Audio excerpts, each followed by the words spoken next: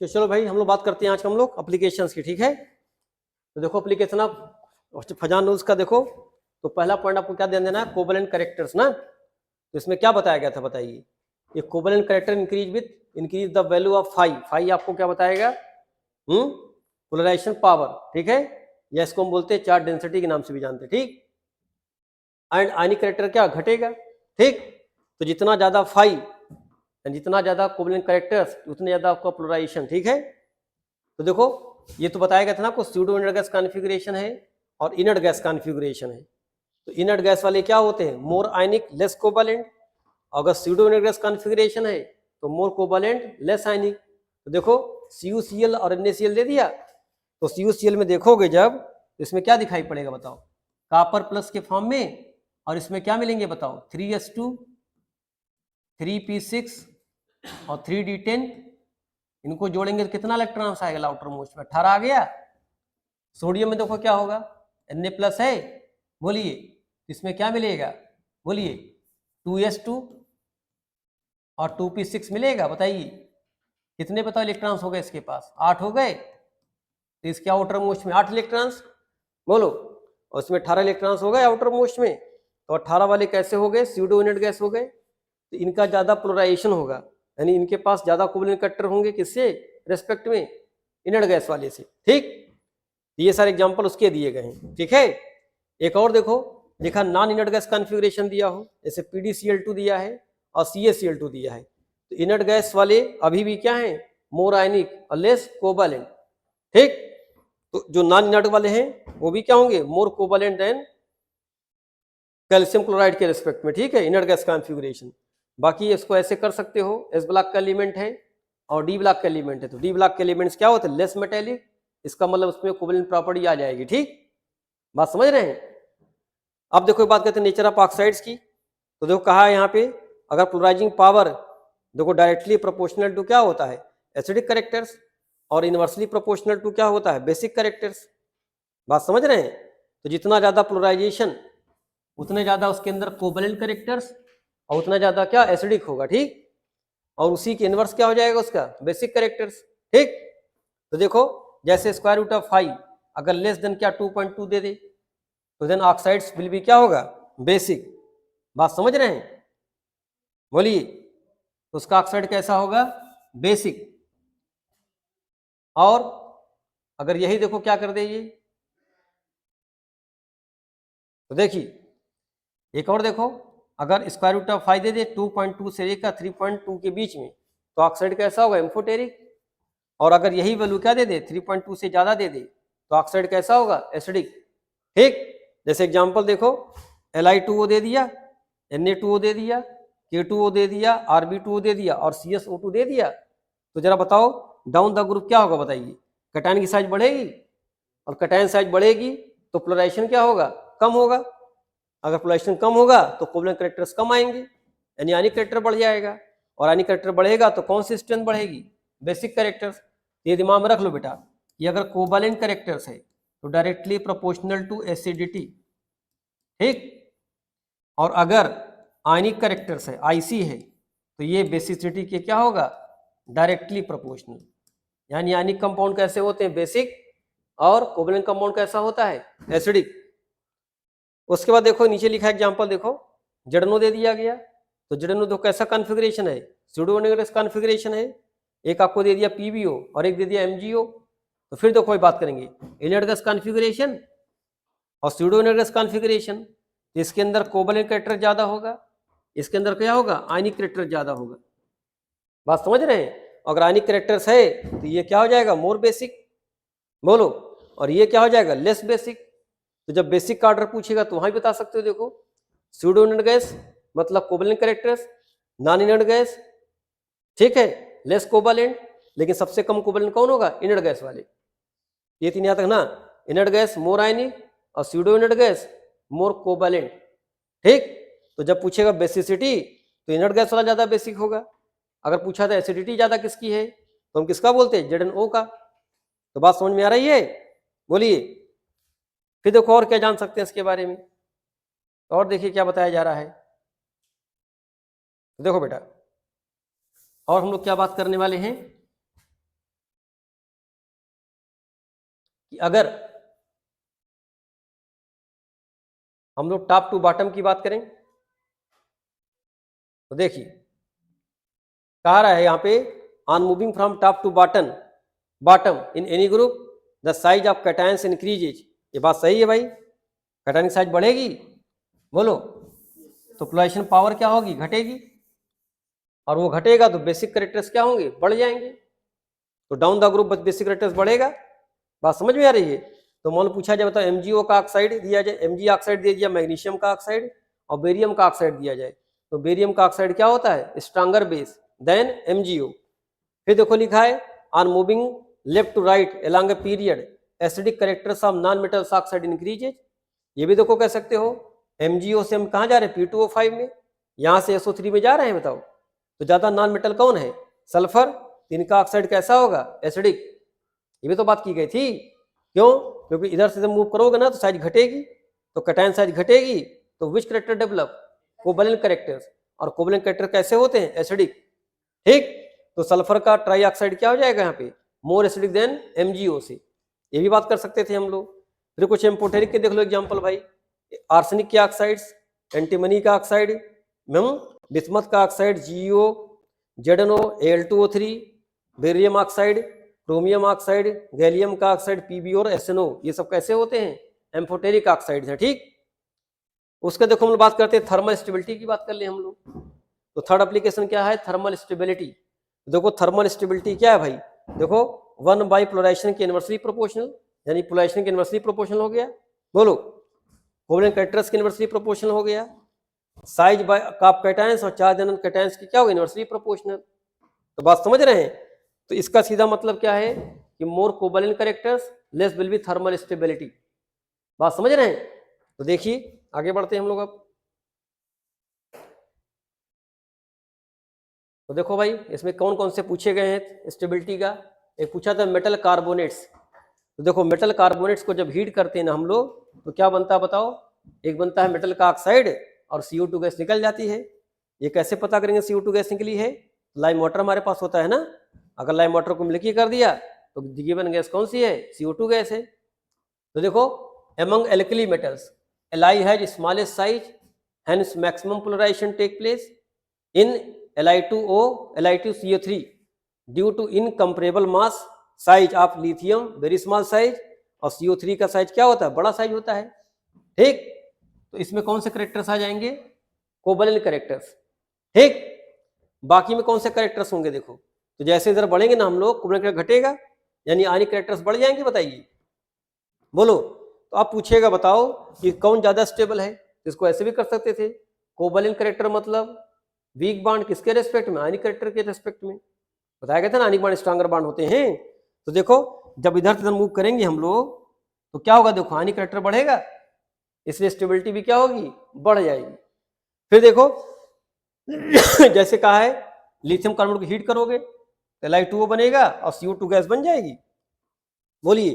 तो ऐसा क्यों हुआ भाई, क्योंकि इसके अंदर कोवैलेंट कैरेक्टर्स हैं, आसानी से बॉन्ड टूट जाएगा ये, ठीक।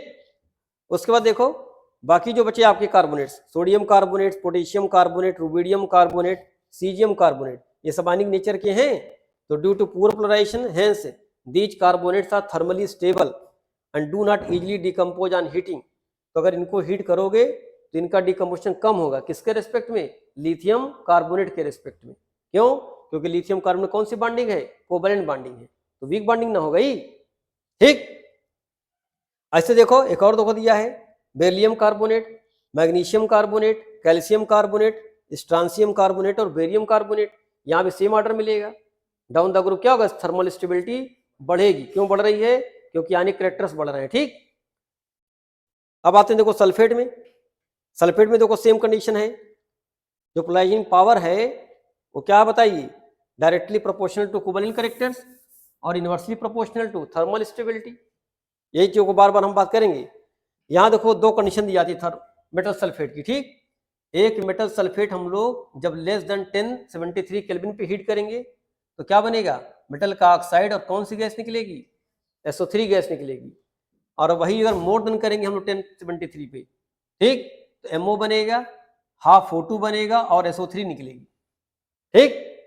तो मोर देन 1073 केल्विन में O2 गैस भी बनेगी, लेकिन लेस देन पे सिर्फ क्या बनेगा, SO3 ही गैस बनेगा। ठीक, अब देखो यहाँ पे स्टेबिलिटी की जब बात करेगा तो फिर देखो वही बात करेंगे। देखो आसान, देखो ये भी बेटा, डाउन द ग्रुप जब जाओगे तो कैटायन साइज बढ़ेगी, कैटायन साइज बढ़ेगी तो आयनिक कैरेक्टर बढ़ जाएंगे, और आयनिक कैरेक्टर बढ़ेगा तो आयनिक बॉन्ड ज्यादा स्ट्रांग होते हैं ना, तो उनकी थर्मल स्टेबिलिटी बढ़ जाएगी। तो देखो बेरिलियम का जो सल्फेट है ना लेस स्टेबल है, किसके रेस्पेक्ट में, बेरियम के सल्फेट के रेस्पेक्ट में। ठीक, फिर देखो बात करें एमंग एल्कली मेटल्स की बात करें हम लोग, यहाँ भी तो उनका सल्फेट होगा, बस इनका सल्फेट कैसा बनेगा, Li2SO4 बनेगा। क्यों, Li+1 चार्ज ना है। बोलो यहाँ भी देखो यही काम है, less chance of polarization because of comparable size of M+ और SO4 2-। तो यहाँ पे क्या होगा, down the group ionic character यहाँ ही बढ़ेगा, ऐसे थर्मल स्टेबिलिटी इनकी भी क्या होगी, बढ़ जाएगी। बात समझ में आई, बोलिए। तो थर्मली ज्यादा कौन स्टेबल होगा, बोलिए, सीजियम का सल्फेट, और उसमें कौन सा होगा, बेरियम का सल्फेट। अब देखो लिथियम सल्फेट को हीट किया गया तो कौन सी गैस निकल रही है, SO3 गैस निकल रही है, और ऑक्साइड कैसा बनना है, Li2O बनना है ना। बोलिए, बोलो जी। तो ऐसा क्यों हो रहा है भाई, क्योंकि इसके अंदर कौन से कैरेक्टर्स हैं, कोवैलेंट कैरेक्टर्स हैं। बाकी डाउन द ग्रुप क्या होगा, स्टेबल होंगे बिकॉज ऑफ आयनिक कैरेक्टर्स। ठीक, फिर देखो एक होता है ग्रीन विट्राल पढ़ते थे हम लोग, जैसे एक होता है ब्लू विट्राल, जैसे ग्रीन विट्राल होता है, उसका फॉर्मूला क्या है, 10th में आता था, FeSO4.7 वाटर, इसको हीट किया गया तो FeSO4 प्लस क्या बना, 7 वाटर निकल गए, और जब FeSO4 को हीट करते थे तो SO2 भी बनता था और SO3 गैस बनती थी। समझ रहे हैं। तो देखो फेरस सल्फेट है, इसको हीट किया तो फेरिक ऑक्साइड बना, और क्या बना बताओ, SO2 और SO3 गैस भी निकली, तो 2 गैस निकल रही यहाँ पे सल्फर की, और ये दोनों गैस कैसी गैस है, एसिडिक गैस है। बोलो, मतलब पूछा जाए बताओ ज्यादा कौन एसिडिक है, SO2 ज्यादा एसिडिक है कि SO3, तब क्या बताएंगे आप, ये भी बताया जा चुका आपको, रिडॉक्स सेक्शन में भी आया था ये SO3। क्यों, क्योंकि SO3 पे ज्यादा ऑक्सीजन है, और यह देखो इस पे कितना चार्ज है, +6, इस पे कितना चार्ज, +4, तो more the positive charge more will be the covalent characters, और ज्यादा कोवैलेंट है तो कैसा होगा, एसिडिक। ठीक, ये दुकानी सल्फेट के बारे में थी। अब आते देखो नाइट्रेट में आते हैं हम लोग, तो देखिए मेटल के नाइट्रेट्स के बारे में देखिए भाई। अगर नाइट्रेट की बात करें तो मेटल नाइट्रेट को हीट करें तो NO2 गैस निकलेगी, और क्या बनेगा, मेटल का ऑक्साइड।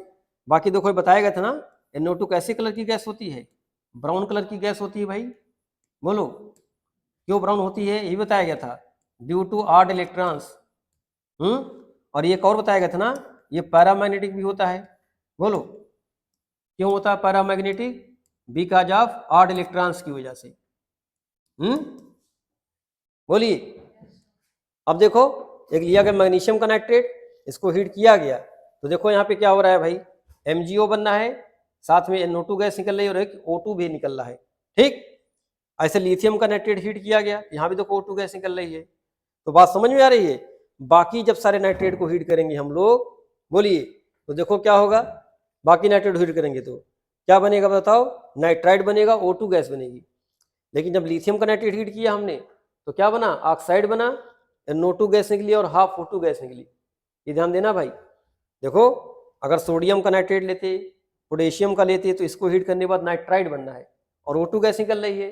लेकिन लिथियम के केस में क्या हो रहा है, लिथियम का ऑक्साइड बना, NO2 गैस निकली और उसके साथ साथ O2 गैस निकल रही है। ठीक, इसको अच्छे देख लेना।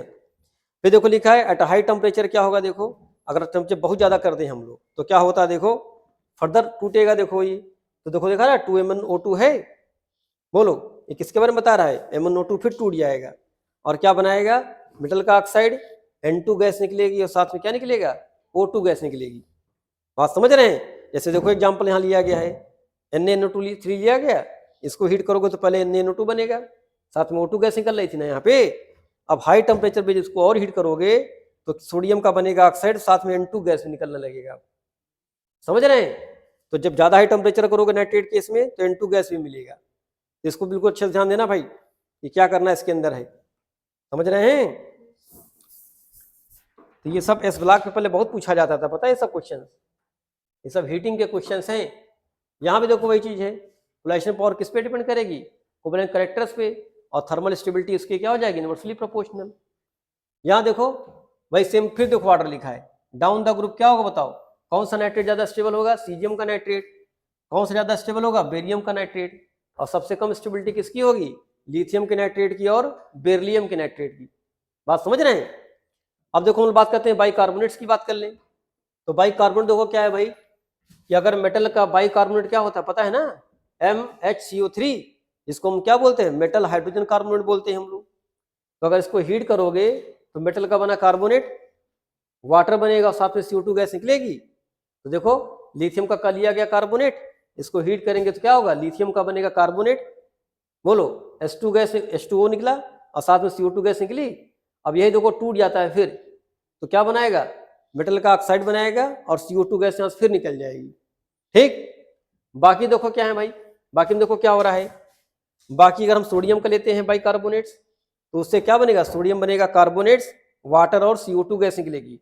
लेकिन अब इसका ब्रेकिंग नहीं होगा, इसका मतलब क्या है? ये मोर स्टेबल है। ठीक, तो स्टेबिलिटी किसकी हो गई? बाकी वालों को ज्यादा हो गई। तो लिथियम का बाइकार्बोनेट कम स्टेबल होगा और बाकी वालों का क्या होगा? मोर स्टेबल होगा। यहां भी देखो हम लोग बात कर सकते हैं उसी की, स्मॉल साइज है इसलिए क्या होगा बताओ? मोर कोवलेंट कैरेक्टर्स। तो देखो LiHCO3 में क्या है? मोर पोलराइजेशन, मोर कोवलेंट कैरेक्टर्स, तो लिक्विड के फॉर्म में दिखेगा। बाकी देखो सब आयनिक कैरेक्टर्स इसके अंदर होंगे, तो किस फॉर्म में दिखेगा? ये सॉलिड के फॉर्म में दिखेगा। इसको निकालो अच्छे से कि लिक्विड के फॉर्म में दिखता है।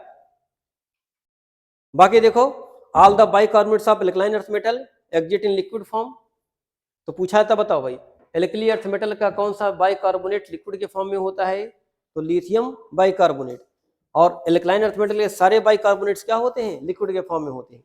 ठीक, तो देखो एग्जिस्ट इन लिक्विड फॉर्म। बाकी स्टेबिलिटी का जब ऑर्डर बात करेंगे तो फिर वही बात करेंगे हम लोग, ऐसे डाउन द ग्रुप स्टेबिलिटी क्या होगी? बढ़ेगी। तो देख रहे हो इसमें ऐसा कुछ नया नहीं पढ़ रहे, डाउन द ग्रुप बढ़ रही है, इसका मतलब कोई एक्सेप्शन अभी नहीं मिल रहा आपको। बोलिए, अब दो कुछ नोट के वाले पॉइंट देखो, जैसे लिथियम कार्बोनेट्स एंड सेकेंड है यानी एल्कलाइन अर्थ मेटल ग्रुप के एलिमेंट्स, उनका जो बनेगा bicarbonate do not exist in the solid state. क्यों नहीं पाए जाते सॉलिड स्टेट में? तो कोवलेंट कैरेक्टर्स की वजह से। ठीक, फिर क्या है? Carbonate, sulphate and hydroxide of sodium, potassium, rubidium, caesium do not decompose at high temperature, only melt. यानी अगर इनका कार्बोनेट्स है, सल्फेट है और हाइड्रोक्साइड है किसका? सोडियम, पोटेशियम, रुबिडियम का, तो ये डिकम्पोज नहीं होगा, सिर्फ मेल्ट करेगा। ठीक, क्यों ऐसा होगा? Because of ionic characters. ठीक, उसका देखो बेरिलियम कार्बोनेट को हम लोग कहाँ रखते हैं? ये इतना अनस्टेबल होता है कि इसको CO2 के एटमॉस्फेयर में रखा जाता है। तो देखो beryllium carbonate is kept in CO2 atmosphere due to less thermal stability. तो ये देखो टूट जाता है, किसमें? Be और CO2 में टूट जाता है, इसलिए इसको CO2 के एनवायरमेंट में रखा जाता है। ठीक है, ताकि इसकी स्टेबिलिटी मेंटेन रहे। ठीक, अब देखो एक बात करते हैं कंपाउंड हैविंग पॉलीएटॉमिक एनायंस, तो उसमें क्या करना होता है? देखो अगर हम लोग साइज घट, कहाँ लेफ्ट राइट की बात करेंगे ना, तो साइज घटेगी तो थर्मल स्टेबिलिटी क्या होगी? घटेगी। क्यों? कोवलेंट कैरेक्टर्स बढ़ेगा। अगर डाउन द ग्रुप बात करेंगे हम लोग तो साइज बढ़ेगी, साइज बढ़ेगी तो थर्मल स्टेबिलिटी क्या होगी? बढ़ेगी। ये कब बात कर रहे हैं? कंपाउंड हैविंग पॉलीएटॉमिक आयंस, यानी कार्बोनेट्स की बात की जाए, सल्फेट की बात की जाए, उसकी बात कर रहे हैं। ठीक है, जो भी बात किए थे हम लोग, तो ये किसके बारे में है? बाइकार्बोनेट्स के बारे में। ठीक, आगे देखो बढ़ते हैं हम लोग। फिर देखो है फ्लोराइड्स दे दे, हाइड्राइड्स दे दे, नॉर्मल ऑक्साइड्स की बात करें तो यहाँ भी देखो थर्मल स्टेबिलिटी किस पे डिपेंड करेगी? साइज पे। ग्रुप के लिए thermal stability directly proportional to difference in electronegativity for a periods के लिए। ऑक्साइड्स ऑफ नेटिव स्टेट जैसे Ag है, Hg है, प्लेटिनम है, गोल्ड है, ये सब थर्मली क्या होते हैं? अनस्टेबल होते हैं। ठीक है, तो आसानी से टूट जाते हैं। इनका एक लिंगम डायग्राम बनता था, उसमें डेल्टा G की वैल्यू क्या होती? मोर पॉजिटिव आती थी। तो इसका मतलब क्या था कि इनके ऑक्साइड्स क्या होते हैं? Less stable. अरे Ag सिल्वर के फॉर्म में ना मिलता है, सॉरी नेटिव फॉर्म में ना मिलता है, तो उसका ऑक्साइड कैसा होगा? अनस्टेबल। जनरली क्या होता है बताइए? जिसे आयरन किस फॉर्म मिलता है? ऑक्साइड के फॉर्म में मिलेगा। एल किस फॉर्म मिलेगा? ऑक्साइड के फॉर्म मिलेगा। इसका मतलब एल कैसा? More reactive. और ये सब कैसे? लेस रिएक्टिव है ना, तो इनका ऑक्साइड भी कैसा होगा? लेस एक्टिव, इसलिए जल्दी टूट जाएगा ये। ठीक, अब देखो बात कलर ऑफ कंपाउंड्स की बात करते हैं, तो हम कलर भी पता कर सकते हैं फजान रूल से। तो देखो पोलराइजेशन क्या है? इंटेंसिटी ऑफ कलर के डायरेक्टली प्रोपोर्शनल। जितना ज्यादा कोवलेंट कैरेक्टर्स उतने इंटेंसिटी क्या हो? कलर की होगी। तो देखो जैसे एजी, अब देखो सब में एजी कॉमन है, अब F C L B R I change हो रहा है, तो बताया गया था ना अनायन की साइज बढ़ेगी तो कोवलेंट कैरेक्टर्स बढ़ेगा, कैटायन साइज घटेगी तो कोवलेंट कैरेक्टर बढ़ेगा। तो यहाँ देखो कैटायन सेम है, अनायन साइज बढ़ रही है, तो देखो पहले कलरलेस था, एजीसीएल व्हाइट हुआ, जैसे और साइज बढ़ी लाइट येलो हो गया, और साइज बढ़ी तो क्या हो गया डार्क येलो हो गया। तो बात समझ रहे हैं। और देखो दो एग्जांपल दिए गए हैं, देखो PbI2 येलो कलर का है लेकिन PbCl2 क्या है व्हाइट कलर का, क्यों? यहाँ देखो आई क्या मोर अनायनिक साइज, बोलो। यहाँ देखो SnCl2 दिया है और SnI2 दिया है, SnCl2 कैसा व्हाइट है लेकिन आई वाला कैसा हो गया रेड। फिर देखिए FeCl3 रेडिश ब्राउन होता है और Cl2 कैसा होता है ग्रीनिश येलो होता है। तो देख रहे हो यहाँ पे देखो सब कुछ बराबर है, अनायंस और उसकी कैटायनिक साइज बराबर है, लेकिन देखो रेडियस पे फर्क पड़ेगा, देखो Fe3+ और Fe2+, तो more the positive charge more covalent characters. बात समझ रहे हैं। तो इसका इंटेंशन कहाँ कलर पे भी होता है, ठीक। उसके बाद देखो हम लोग बात करते हैं वेरिएशन ऑफ मेल्टिंग पॉइंट्स की बात करें, तो देखो मेल्टिंग पॉइंट में भी इनका रोल है। मेल्टिंग पॉइंट के क्या होते हैं ये इनवर्सली प्रोपोर्शनल, बोलो। तो more the covalent characters less will be the melting point, बोलिए। तो देखो covalent characters increases melting point decreases since size of anions increases and size of cations decreases, या आप बात करते हैं कांस्टेंट हो तो देखो जैसे कैल्शियम फ्लोराइड है, calcium chloride, calcium bromide, calcium iodide, तो पूछा जब बताओ ये ज्यादा कोवलेंट है कि ये ज्यादा कोवलेंट है, तो ज्यादा कौन कोवलेंट है, ये ज्यादा कोवलेंट। तो इसमें ज्यादा कौन से कैरेक्टर्स होंगे आयनिक कैरेक्टर्स, तो आयनिक कैरेक्टर्स का मतलब मेल्टिंग पॉइंट ज्यादा हो जाएगा, बोलो। अरे कोवलेंट का उल्टा खाली करना है बस, तो कोवलेंट समझ लो उसका उल्टा सारा क्या होगा आयनिक कैरेक्टर्स की बात करेंगे, ठीक। आयनिक का मतलब स्ट्रांग फोर्स है, अगर स्ट्रांग फोर्स है तो मेल्टिंग पॉइंट बॉइलिंग पॉइंट ज्यादा होगा ही।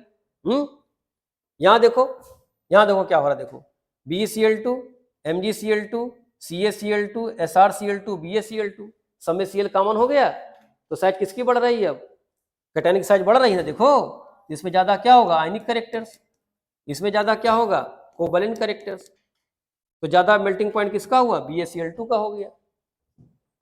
बात समझ रहे हैं, बोलिए।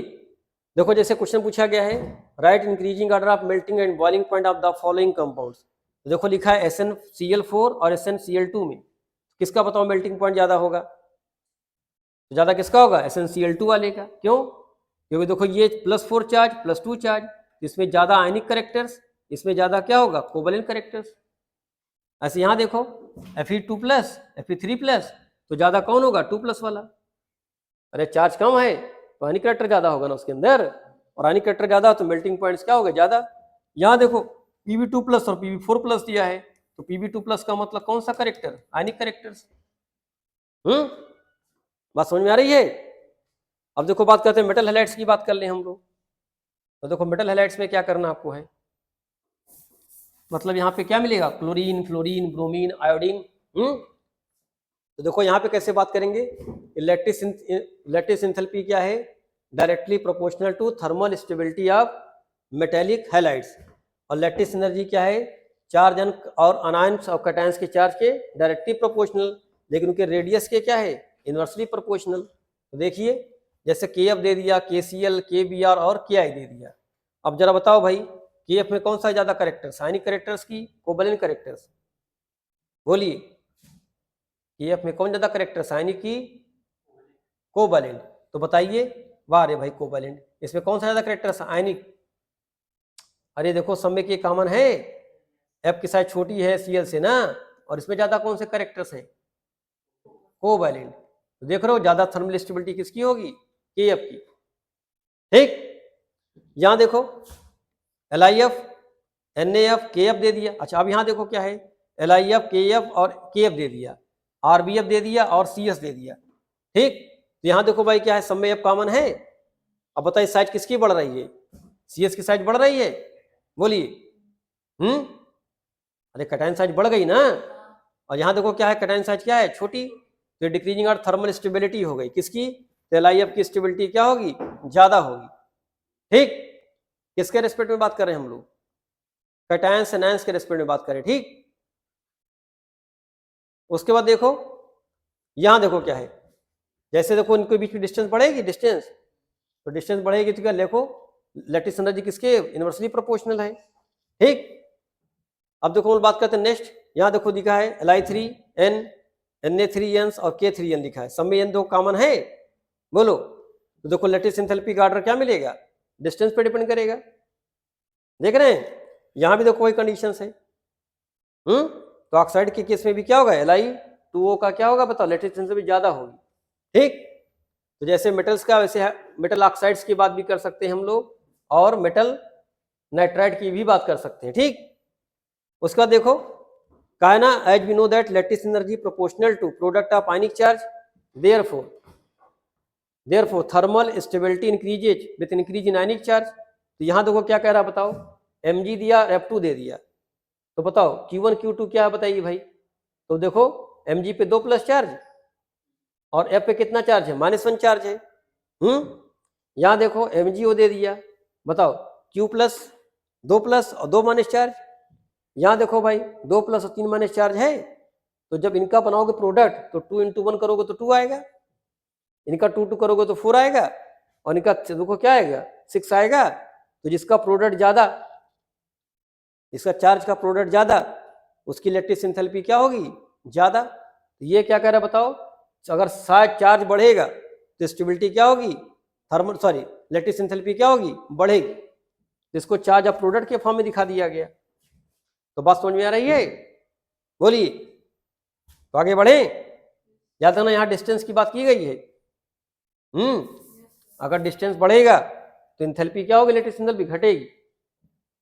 अब देखो बात करते हैं सॉल्युबिलिटी की, बात करते हैं हम लोग। देखो ये बहुत इंपॉर्टेंट टॉपिक है सॉल्युबिलिटी। तो देखो सॉल्युबिलिटी की बात भी करेंगे हम लोग अगर, तो क्या बात करते हैं देखो कि देखो पोलराइजेशन क्या है, कोवलेंट कैरेक्टर्स के डायरेक्टली प्रोपोर्शनल और आयनिक कैरेक्टर के इनवर्सली प्रोपोर्शनल। तो सॉल्युबिलिटी इन वाटर भी क्या हो जाएगी, इनवर्सली प्रोपोर्शनल। यानी अगर ज्यादा कोवलेंट कैरेक्टर्स हैं तो सॉल्युबिलिटी कम होगी, अगर ज्यादा आयनिक कैरेक्टर्स है तो सॉल्युबिलिटी ज्यादा होगी। तो देखो जैसे पूछा गया BF2 दे दिया, BCl2, BeBr2 और BeI2 दे दिया। तो बोलो भाई BeI2 कैसा बताओ है, कोवलेंट की आयनिक होगा ये, कोवलेंट। इसके अंदर ज्यादा कोवलेंट कैरेक्टर्स, इसके अंदर ज्यादा कौन से कैरेक्टर्स, आयनिक कैरेक्टर। तो सॉल्युबिलिटी ज्यादा किसकी होगी, BF2 वाले की।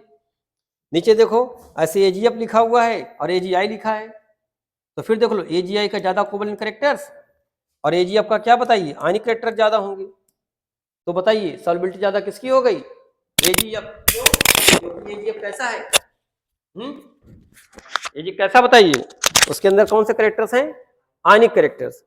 तो बात समझ रहे हैं। तो देखो generally the order of solubility of lithium halide in water follows the order like this. तो देखिए तो सॉल्युबिलिटी किस पे डिपेंड करेगी बेसिकली। अच्छा फिर देखो जैसे लिखा है LiF इज है least solubility due to exceptionally high lattice enthalpy, Li so low solubility due to covalent characters. तो Li की सॉल्युबिलिटी क्या होगी, देखो बेटा कम होगी। ये किसकी बात कर रहा है, पानी की बात कर रहा है। लेकिन जब नॉन पोलर सॉल्वेंट लेंगे तो सॉल्युबिलिटी ज्यादा किसकी होगी, Li वाले की। बात समझ रहे हैं। तो Li की सॉल्युबिलिटी ज्यादा क्यों है नॉन पोलर में, बिकॉज ऑफ कोवलेंट कैरेक्टर्स। और LiF की सॉल्युबिलिटी क्यों कम हो गई, बिकॉज ऑफ आयनिक कैरेक्टर्स। ठीक है, उसकी लैटिस एंथैल्पी क्या हो जाएगी, ज्यादा। तो Li की लैटिस एंथैल्पी ज्यादा होती है। ठीक है, एक आपको ये ध्यान देना है। ठीक, चलिए आगे देखते हैं हम लोग। सॉल्युबिलिटी का बहुत सारा है कॉन्सेप्ट, ये सब क्वेश्चन पूछे जाते हैं बेटा। हाँ, इसको हम जनरल टॉपिक में बात कर लेते हैं ऐसे। अब देखो ग्रेटर द कोवलेंट नेचर, उसमें क्या होगा बताओ, lower the melting points, smaller the conducting nature. अच्छा एक और क्वेश्चन पूछा था, बताओ अगर ज्यादा कोवलेंट कैरेक्टर्स है और ज्यादा आयनिक कैरेक्टर है तो कौन ज्यादा कंडक्टिंग होगा। तो जिसमें ज्यादा आयनिक कैरेक्टर हो ज्यादा कंडक्टिंग भी होगा। ये भी देखो बात कर रहा है। फिर lower solubility in polar solvent और higher solubility in non polar solvent. तो कोवलेंट की वजह से MPBP कम हो गया, बोलो कंडक्टिविटी कम हो गई, और पोलर सॉल्वेंट में सॉल्युबिलिटी कम हो गई। खाली क्या बढ़ा, higher solubility non polar solvent में। ठीक, उसके बाद देखिए जैसे एक एग्जांपल देखो दिया गया है, Ag2S less soluble in Ag2O than Ag2 in water. तो कह रहा बता Ag2S कम सॉल्युबल है Ag2 के रेस्पेक्ट में। तो बताओ AgS में कौन से कैरेक्टर्स मिलेंगे आपको, बोलिए। तो देखो कोवेलेंट कैरेक्टर्स हो गया। अरे जी कॉमन है, सल्फर की साइज बड़ी ना हो गई। यहाँ देखो इसमें कौन से कैरेक्टर्स मिलेंगे, आयनिक कैरेक्टर, इसलिए वाटर में क्या होगा, डिजॉल्व हो जाएगा। बोलो। फिर देखो पूछा गया है FeOH का whole thrice less soluble than FeOH का whole twice in the water. यहाँ भी देखो +3 चार्ज और +2 charge, more the charge more will be the covalent characters ना, तो सॉल्युबिलिटी क्या हो जाएगी, पानी में घट जाएगी। लेकिन अगर पूछा हो तो नॉन पोलर सॉल्वेंट में, तो ये उल्टा करते हैं हम लोग ना। बोलिए। अब देखो हम लोग बात करते हैं सॉल्युबिलिटी ऑफ आयनिक कंपाउंड्स की। तो देखो हम लोग पढ़ते थे ना बेटा सॉल्युबिलिटी ऑफ आयनिक कंपाउंड्स में लाइक डिजॉल्व लाइक कॉन्सेप्ट। इसका मतलब क्या था, ये सोल्यूशन चैप्टर में भी आता है। बोलो कि पोलर पोलर को डिजॉल्व करेगा और नॉन पोलर किसको डिजॉल्व करेगा, नॉन पोलर को। बात समझ में आए, नहीं समझ में बताइए। तो पोलर पोलर को डिजॉल्व करेगा और नॉन पोलर को डिजॉल्व करेगा। तो यहां देखिए भाई, अच्छा इसके लिए एक और बात कर सकते थे हम लोग, delta S delta G equal to delta H minus T delta S, thermodynamics का लॉ लगा सकते थे ना। तो बोलो ये क्या कहता है भाई, अगर डेल्टा जी निगेटिव मिल जाए तो सॉल्युबिलिटी होगी। ये बताए थे ना सोल्यूशन में, देखो चैप्टर पढ़ते हैं हम लोग, वहां 2 टाइप के सोल्यूशंस होते हैं, आइडियल और नॉन आइडियल। लेकिन दोनों के लिए सोल्यूशन अगर बन रहा है, इसका मतलब डेल्टा जी की वैल्यू क्या होगी, निगेटिव।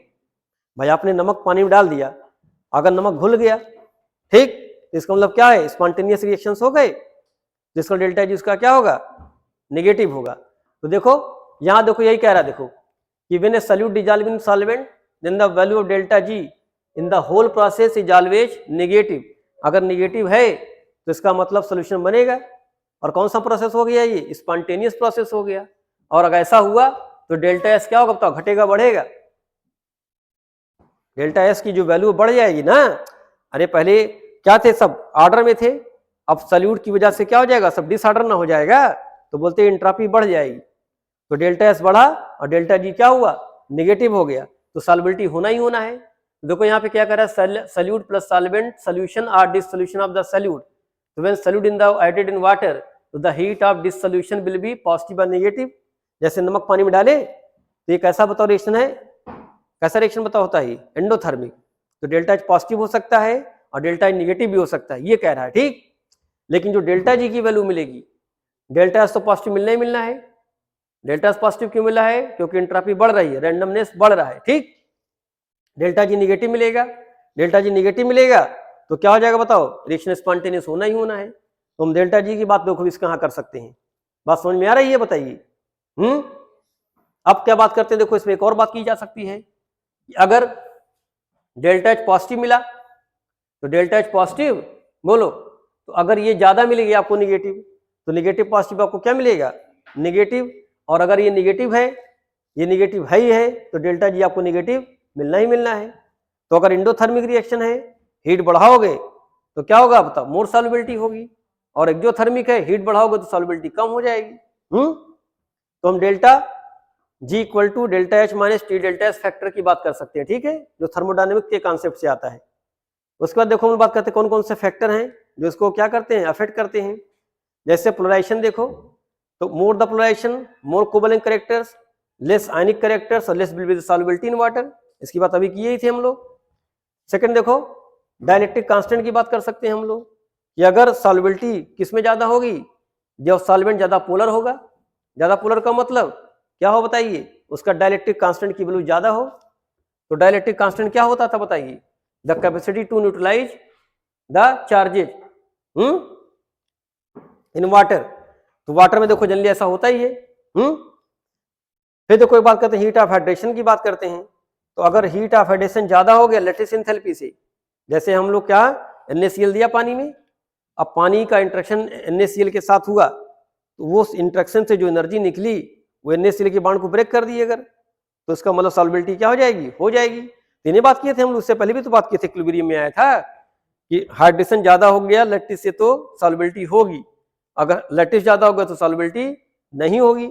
यहाँ भी देखो ये बात की जा रही है, देखो ये अगर आप चाहते हैं सॉल्युबिलिटी देखना तो हाइड्रेशन ज्यादा होना चाहिए लैटिस से, और अगर लैटिस ज्यादा हो गया तो सॉल्युबल कंपाउंड क्या हो जाएगा, इनसॉल्युबल हो जाएगा, ठीक। अब देखिए भाई कुछ और फैक्टर्स देखिए हम लोग, देखते हैं हम लोग, देखो बेटा जैसे कौन कौन से फैक्टर्स की बात करते हैं, देखो कहा if the anions and cations are of comparable size. So the cationic radius will influence the lattice energy, and since the lattice energy decrease much more than the hydration energy, so with increasing the ionic size solubility will increase as we go down the group. तो देखो यहाँ पे देखो, अगर इन दोनों की size comparable करें तो यहाँ पे क्या हो बताओ, down the group ionic size बढ़ेगी, कौन सा साइज बढ़ेगी, कैटायन साइज बढ़ेगी, तो सॉल्युबिलिटी भी क्या होगी, बढ़ेगी। क्यों? क्योंकि हाइड्रेशन उसका बढ़ेगा। ठीक है, तो देखा कि हाइड्रेशन क्या हुआ बताओ, ज्यादा हो गया लैटिस से, तो सॉल्युबिलिटी बढ़ गई। नेक्स्ट केस में देखो भाई, देखिए अब बी और कार्बोनेट लिया गया है ना, यहां देखो दोनों साइड में ज्यादा डिफरेंस है, तो जब ज्यादा डिफरेंस होगा तो लैटिस एंथैल्पी क्या हो जाएगी, कांस्टेंट हो जाएगी। ठीक है, जैसे चेंज इन वेरी स्मॉल हो जाएगा, लेकिन सिंस हाइड्रेशन एनर्जी क्या घटेगी, और घटेगी तो सॉल्युबिलिटी क्या हो जाएगी, घट जाएगी। तो देखो फर्स्ट ग्रुप में, सेकंड ग्रुप में हाइड्रोक्साइड की सॉल्युबिलिटी बढ़ेगी, लेकिन कार्बोनेट की सॉल्युबिलिटी क्या हो रही है, घट रही है। तो दोनों अलग अलग फैक्टर्स हैं, यहाँ पे हाइड्रेशन ज्यादा हो गया तो सॉल्युबिलिटी ज्यादा हो गई, और यहाँ पे हाइड्रेशन कम हो गया तो सॉल्युबिलिटी क्या हो गई, कम हो गई डाउन द ग्रुप। उसके बाद देखो कुछ और, देखो कहा है नोट में, देखो क्या लिखा है, कहा है इफ कॉमन आयंस इज बिस्मॉल, जैसे कहा है कॉमन आयन कौन से, स्मॉल आयंस है, जैसे Na प्लस दे दे, Li प्लस दे दे, O2 माइनस दे दे, F माइनस दे दे, OH माइनस दे दे, और सेकेंड ए के कैटायंस, देन लैटिस एंथैल्पी क्या होती है बताओ, डोमिनेट होती है। तो इन सब के कैटायंस में क्या होगा बताओ, यानी अगर कैटायंस अनायंस ये सब हैं तो इसमें लैटिस एंथैल्पी डोमिनेट करेगी। फिर लिखा है common ions is large size, जैसे CS प्लस हो, RB प्लस हो, Br माइनस हो, I माइनस हो, या पॉलीटॉमिक आयंस कुछ ऐसे हों, देन हाइड्रेशन एनर्जी क्या होगी, ज्यादा होगी और सॉल्युबिलिटी बढ़ जाएगी। तो बात समझ रहे हैं, अगर ये सब हैं, ठीक है, स्मॉल साइज के आयंस हैं, तो क्या होगा, लैटिस ज्यादा होगा, और लैटिस ज्यादा होगा तो सॉल्युबिलिटी घटेगी। अगर ये बड़े साइज के आयंस हैं, ठीक, तो इसमें क्या होगा बताओ, हाइड्रेशन ज्यादा हो जाएगी और सॉल्युबिलिटी क्या बढ़ जाएगी। तो थोड़ा यहाँ पे एक, क्योंकि पैरेलल ये सब काम करते हैं ना, थोड़ा आपको सब देखना पड़ेगा। देखो लैटिस एंथैल्पी क्या है, साइज ऑफ एनायंस के inversely proportional, charge on size, ठीक है, के डायरेक्टली प्रोपोर्शनल। हाइड्रेशन देखो क्या है, साइज ऑफ आयंस के क्या है, इनवर्सली प्रोपोर्शनल, और चार्ज एनायन के डायरेक्टली प्रोपोर्शनल है। देखो एक दोनों एक जैसे बिहेव करते हैं, लेकिन आपको ऐसे डिसाइड करना पड़ेगा कि किसका हाइड्रेशन ज्यादा हो, किसका लैटिस एंथैल्पी ज्यादा होगी। ठीक, फिर देखो हाइड्रेशन ज्यादा हो गई तो सॉल्युबिलिटी इन वाटर होगा, अगर लैटिस ज्यादा हो गई तो सॉल्युबिलिटी क्या हो जाएगा वाटर का, कम। यहाँ पे किसको H यहाँ L कर देना, इसको L कर दो, लैटिस एंथैल्पी। ठीक,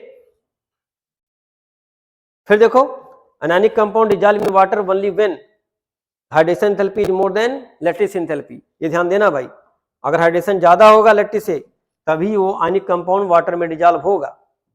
तो कुछ केस की बात कर लेते हैं, देखो हम लोग, देखो जैसे केस नंबर 1, कहा when the size of anion is very small, यानी स्मॉल हो, और we can say that if the size of both anions and cations are comparable, यानी हम कैटायंस के एनायंस का जो कंपेयर कर सकेगा।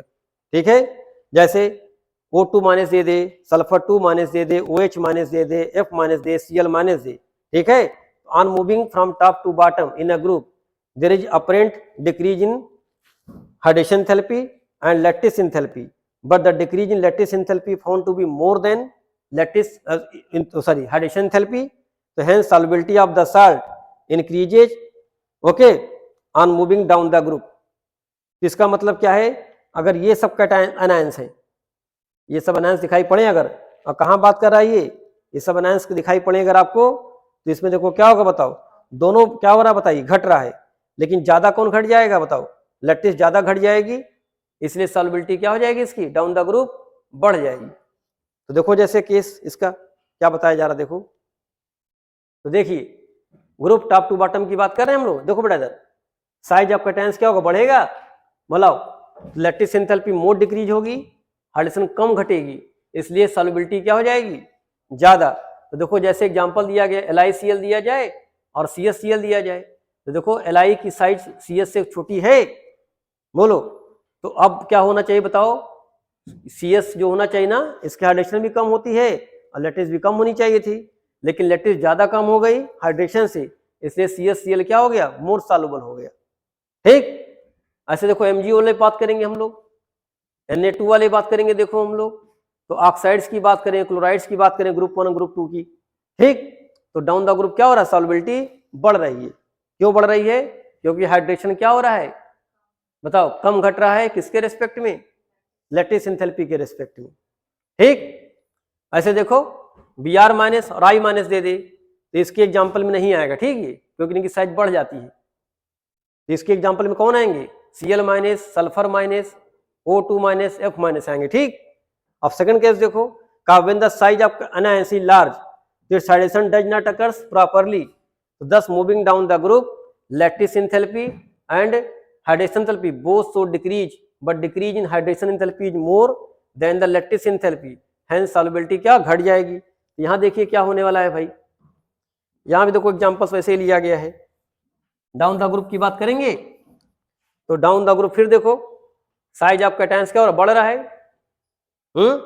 लैटिस एंथैल्पी क्या हो रही है, घट रही है, लेकिन हाइड्रेशन ज्यादा घट जाएगा तो सॉल्युबिलिटी क्या हो जाएगी, घट जाएगी। तो देखो ये कब बात करेंगे, जब सल्फेट लें, ब्रोमाइड लें, आयोडाइड लें, नाइट्रेट लें, सल्फाइट लें। बात समझ रहे हैं, जब बड़े एनायंस लेंगे तब इसकी बात करेंगे। देखो हम लोग तो देखो डाउन द सॉल्युबिलिटी बढ़ रही है, बताइए। तो पूछा जाए ज्यादा सॉल्युबल कौन है, MgSO4 वाला कि BaSO4 वाला, तो BaSO4 क्या हो जाएगा, BaSO4 कम सॉल्युबल हो जाए किसके रिस्पेक्ट में, MgSO4 के। क्यों, क्योंकि देखो यहाँ पे क्या है बताओ, लैटिस एंथैल्पी क्या हो गई, लैटिस में कम क्या कम घट रही है, और जबकि वहां पे क्या हो रही है बताओ, हाइड्रेशन ज्यादा घट जा रही है। ठीक, उसके बाद कुछ और एग्जाम्पल देखो दिए गए हैं। देखिए का सम इंपॉर्टेंट सॉल्युबिलिटी ऑर्डर दे दिया गया है, जैसे BaSO4 MgSO4 जो बात किए थे अभी हम लोग। तो ऐसा क्यों हो रहा है भाई, SO4 लार्जर है, साइज में लार्जर है वो, तो लैटिस एंथैल्पी क्या हो गई, कम घटी, किसके रेस्पेक्ट में, हाइड्रेशन के रेस्पेक्ट में, इसलिए क्या हुआ, सॉल्युबिलिटी कम हो गई। यहाँ देखो ये कैल्शियम फ्लोराइड्स, देखो फ्लोराइड्स है ना, क्लोराइड्स, ब्रोमाइड, आयोडाइड दे दिया गया। तो आयोडाइड की साइज क्या होती है बताओ, अच्छा यहाँ सीजियम देखो बड़ा कैटायन दे दिया गया, अब बड़ा कैटायन दिया गया तो सॉल्युबिलिटी क्या हो जाएगी बताओ, अब एनायंस के रेस्पेक्ट में डिपेंड करेगी। यहाँ देखो सल्फर, सल्फाइड दिया जाए, सल्फाइड सब में दिया गया है, सल्फाइड साइज देखो बड़ी होती है, बोलो तो सॉल्युबिलिटी का ऑर्डर क्या मिलेगा, BeS वाला मिलेगा। ठीक, कुछ एक्सेप्शनल देखो सॉल्युबिलिटी ऑर्डर दिए गए, देखो जैसे MgF दे दे, कैल्शियम फ्लोराइड दे दे, स्ट्रांसियम फ्लोराइड, बेरियम फ्लोराइड और BeF2 दे दे, तो BeF2 की सॉल्युबिलिटी क्या है, ज्यादा। ठीक, उसके बाद देखो कार्बोनेट्स में बात की गई थी ना, तो सीजियम कार्बोनेट की सॉल्युबिलिटी क्या थी, ज्यादा।